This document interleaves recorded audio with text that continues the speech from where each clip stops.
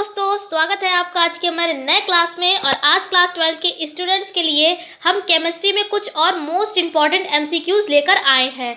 जो स्टूडेंट हमारी वीडियोस को रेगुलर देखते हैं उनको बात पता होगी कि पिछले 2 क्लासों से हम आपको एमसीक्यू ही करा रहे हैं और ये एमसीक्यू काफ़ी ज़्यादा इंपॉर्टेंट है क्योंकि कई बार ये एग्जाम में आए हुए हैं। इसलिए इन एमसीक्यूज को आपको बिल्कुल भी नहीं छोड़ना है। अदरवाइज आपको जो पढ़ना है वो तो आप पढ़ें, लेकिन साथ ही साथ इन एमसीक्यूज को आपको बिल्कुल भी नहीं छोड़ना है। काफ़ी ज़्यादा ये इंपॉर्टेंट है। और अगर आप हमारे चैनल पर पहली बार वीडियो देख रहे हैं तो बता देते हैं कि क्लास 12 से रिलेटेड जितने भी इंपॉर्टेंट टॉपिक हैं, फिजिक्स के, केमिस्ट्री के, इंग्लिश के, वो सभी हमारे चैनल पर अवेलेबल हैं।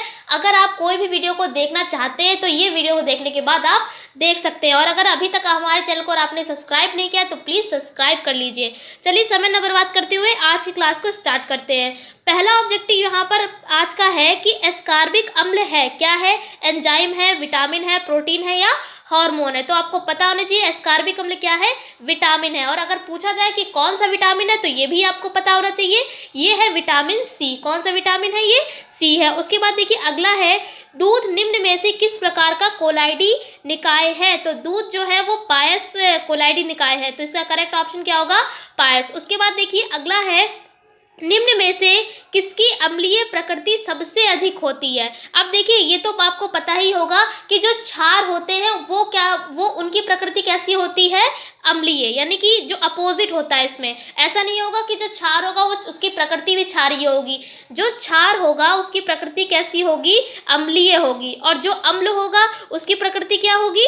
क्षारीय होगी। यानी कि दोनों अपोजिट एक दूसरे के हैं। ठीक है, आप ये बात याद रखें। तो यहाँ पर कहा जा रहा है, ये जो यहाँ पर लिखे हुए हैं इनमें से सबसे ज्यादा अम्लीय प्रकृति किसकी होती है?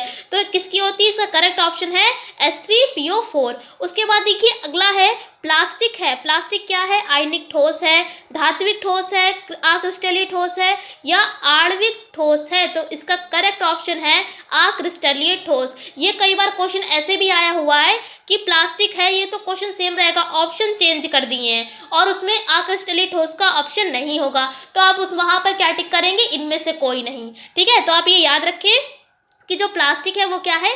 अक्रिस्टलीय ठोस है।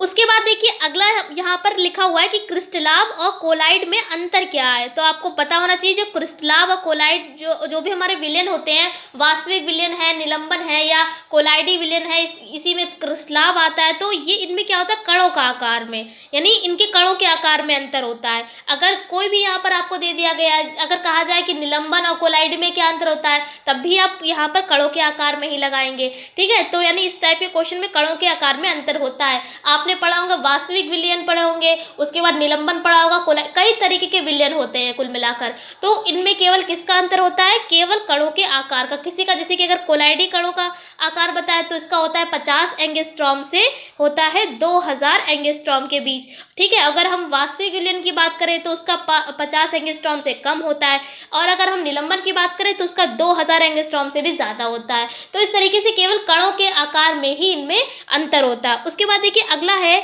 निम्न में से विस्फोटक है। विस्फोटक क्या है? तो देखिए ऑप्शन यहाँ पर दे रखे हैं कि आयनिक ठोस, धात्विक ठोस, अक्रिस्टलीय ठोस या आणविक ठोस। तो इसका करेक्ट ऑप्शन है धात्विक ठोस, यानी विस्फोटक क्या होता है? धात्विक ठोस होता है। उम्मीद करते हैं कि सभी ऑब्जेक्टिव आपको अच्छे से समझ में आ गए होंगे। फिलहाल आज की क्लास में केवल आपके लिए इतना ही। इसके अगले क्लास में आपको कुछ और एमसीक्यूज मिलेंगे। इस तरीके से 4-5 क्लासों में आपके एमसीक्यूज ही कवर करवा देंगे और 100% यही गारंटी है कि इन्हीं में से आपके यूपी बोर्ड के एग्जाम में जरूर एमसीक्यूज कुछ ना कुछ फंस जाएंगे। इसलिए इन एमसीक्यूज को बार बार कह रहे हैं बिल्कुल भी ना छोड़ें। और अगर आपको कोई भी डाउट हो रहा है फिर भी तो आप नीचे कमेंट सेक्शन में कमेंट करके बता सकते हैं। फिलहाल आज की क्लास में इतने रखते हैं। हम आपसे फिर मिलते हैं एक ऐसे वीडियो के साथ। तब तक के लिए जय हिंद, जय भारत।